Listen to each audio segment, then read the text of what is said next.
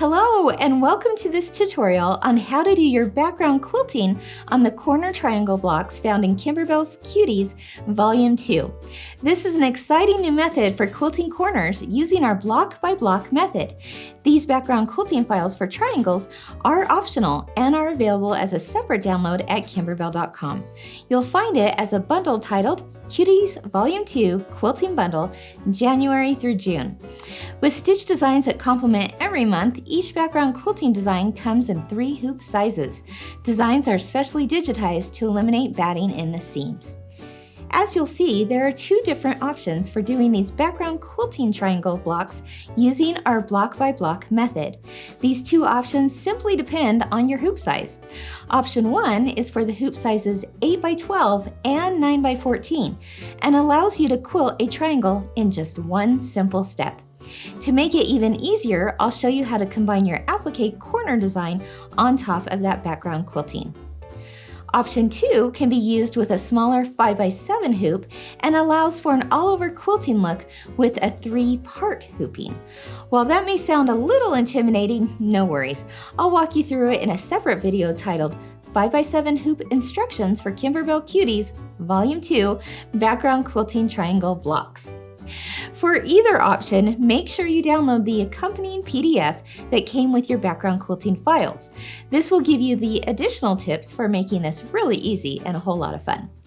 First, start by cutting your 13 by 13 inch piece of background fabric. You'll find that information, of course, in the book itself, but it's also found on page 4 of the Quilting Bundle download. You'll also need a 12 by 12 inch piece of Kimberbell project batting, our fusible backing, paper tape, and our light mesh cutaway stabilizer. Let's first take a look at option 1, which is found on page 5 of your download. Here you're going to use an 8 by 12 or 9 by 14 hoop and be able to quilt it all at once. The background quilting is the same on both sizes of these hoops. You'll find just the tack down line just a little different in the corners of the 8 by 12, all of which are going to be covered when sewing the blocks together at the end anyway. Next, I want to combine my 2 designs. In this case, I'm going to combine my snowman design on top of my background quilting. Since the snowman is a vertical design, it may be necessary to rotate the design to align it with a triangle quilting file. No problem. I can do this either on my machine itself or in software. Just something to remember when using any of the vertical designs in the corners. Examples of these vertical designs include the snowman, the leprechaun gnome, the bunny, and the ice cream. On the other hand, a horizontal design would include things like the candy hearts and the butterfly, since it has a more horizontal layout. Some of the applique blocks will have what we call special trimming instructions and may need the applique design shifted before embroidering. If this is the case, look for this logo found in the book. So let's go ahead and continue with this snowman corner block design. As you'll see on page 5, we are using the 5 by 7 file called Up to Snow Good, which is the snowman itself, and either the 8 by 12 or 9 by 14 triangle file for the snowman background quilting. Again, since the snowman is a vertical design, I want to rotate it first. Next, make sure that you align the trimming guidelines of the block embroidery snowman file with the fabric tack down lines of the quilting file. After quilting, do not stitch the placement template or the background tack down basting stitch. As you'll see, you'll go right to the applique. Now, let's go ahead and move to page 6. If you haven't done so already, go ahead and fuse Kimberbell's fusible backing to the wrong side of the background fabric. Next, subcut the background fabric into 2 triangles right along that diagonal. Only 1 triangle will be needed per corner. Now cut your project batting just the same. Hoop the light mesh cutaway stabilizer in the hoop and load the background quilting file into the machine.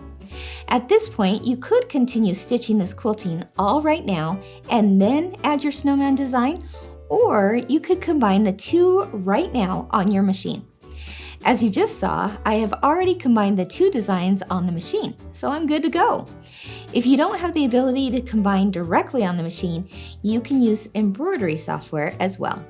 Now for the fun part, let's go ahead and get stitching. First, stitch the batting placement line. Place the project batting completely covering the placement line, and then stitch the batting tack down line. Remove the hoop from the machine and trim the batting close to that stitch line. Next, stitch the background fabric placement line. Place the background fabric with the right side facing up, completely covering the placement line. Stitch the background fabric basting line, and be sure to note that this line is not a cut line. Then continue to stitch the background quilting. You're nearly done.